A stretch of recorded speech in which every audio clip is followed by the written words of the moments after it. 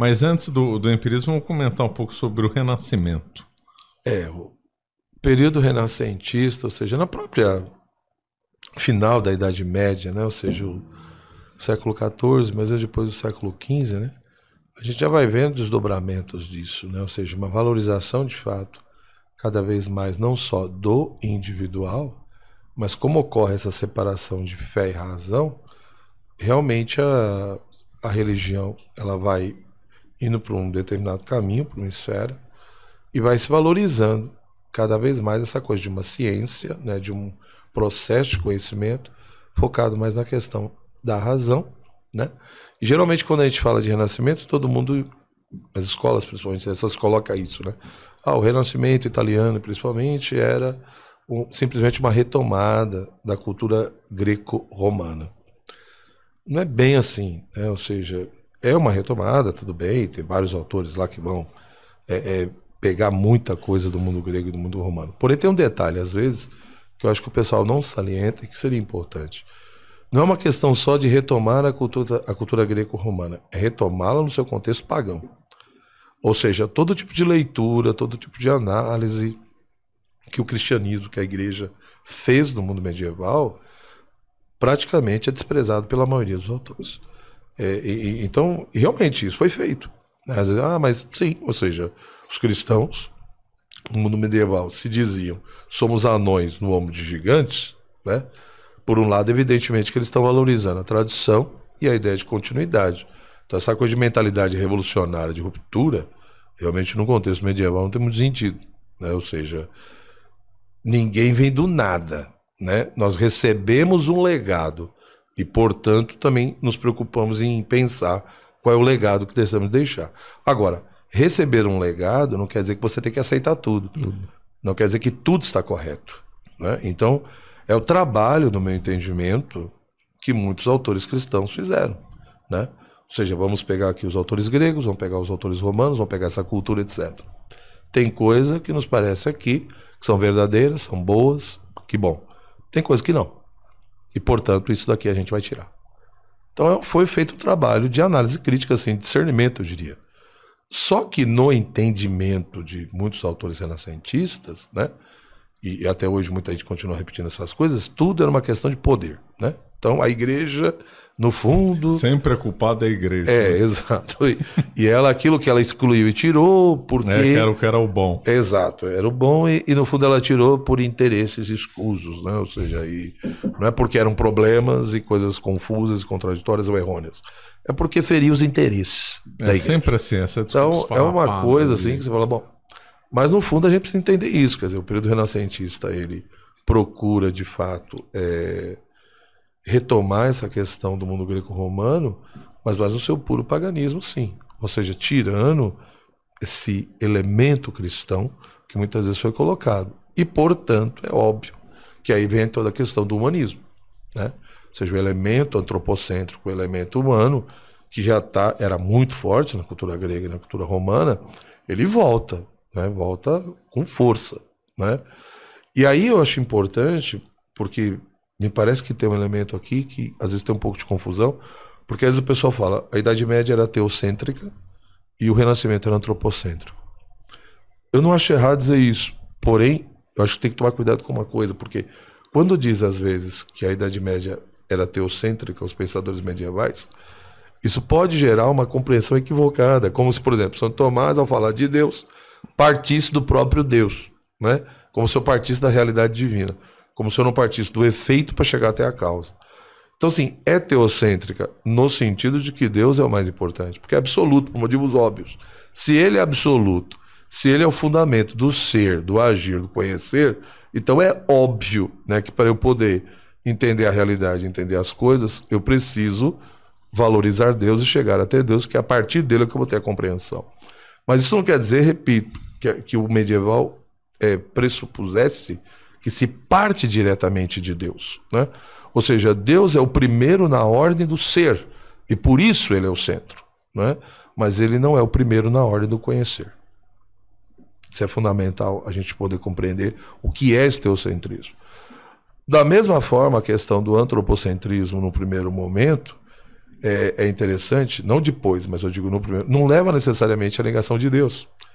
Né? Porque muitas falam, mas eram antropocêntricos, mas eles não eram ateus. Sim, mas ninguém está dizendo que é ateu. Ou seja, muitos admitiam a questão do divino, do sagrado, enfim, tinham lá um certo tipo de crença e de fé, né?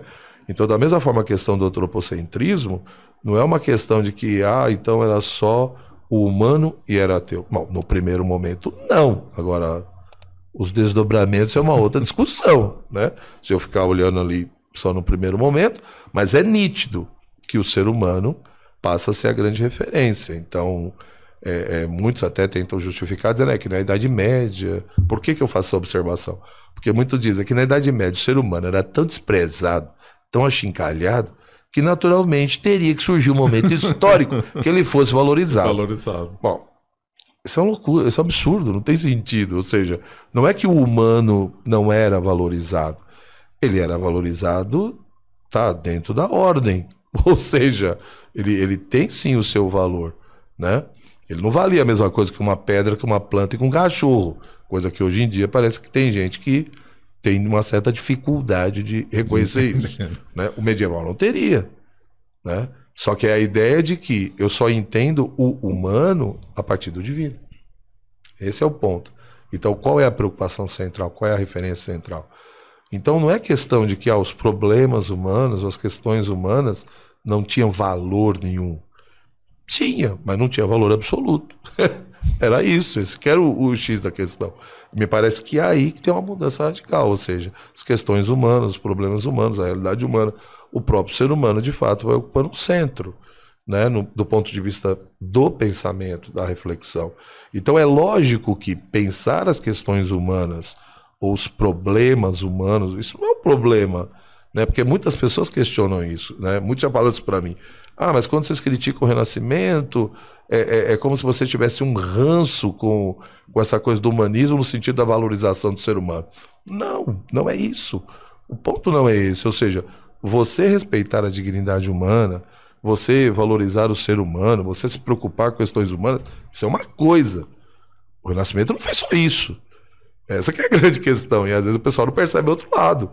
Né? Se fosse só isso, estava bom. Mas não foi só isso. Ou seja, não foi uma questão só de colocar em relevo os problemas humanos, as questões humanas. Foi a questão de colocar o homem no centro mesmo. Ou seja, e a partir disso, é a ideia de que vamos entender a realidade, vamos pensar a vida, vamos compreender um monte de coisa a partir dessa realidade humana. Então, esse humanismo é um humanismo que vai beber profundamente no contexto greco-romano, sem os elementos cristãos, muitas vezes, tá? Paganismo ali muito presente, né? Tanto que questões de ocultismos, né? De magia, de esoterismo e de panteísmo vai estar presente, acaba ressurgindo um monte de coisa, você entendeu? Que são elementos subjacentes também a essas tradições, né? Que tinham enfraquecido por causa do trabalho no contexto medieval. Então, eu acho que o Renascimento, nesse aspecto, ele vai se tornando um grande problema, né? Porque ele, de fato, vai acabar absolutizando aquilo que é relativo, né? E aí parece que Deus não é mais o absoluto. Deus, de fato, ele não é aquele fundamento, aquele princípio a partir do qual as coisas existem e, portanto, a partir do qual nós entendemos por que as coisas são como são, né? E aí parece que é sempre o olhar humano. É o olhar humano, é o pronunciamento humano, é o posicionamento humano que determina o que as coisas são, o que elas valem, né? Então o grande problema desse antropocentrismo, seja na religião, seja na filosofia, seja na economia, na política, é que, de fato, vai se estabelecendo como referência e como fundamento o humano. Só que é evidente que isso é perigoso, né? Porque como que eu coloco como fundamento absoluto o que não é absoluto? Por mais que a tradição cristã se fale da dignidade humana, porque é a imagem e semelhança de Deus, mas não nesse nível, né? Não nesse aspecto. Então, e me parece que o desdobramento de tudo isso mostra realmente que havia ali problemas. Correto. Você acaba de assistir um corte do Caravelas Podcast. Na tela está aparecendo o episódio completo e outro corte. Muito obrigado pela atenção.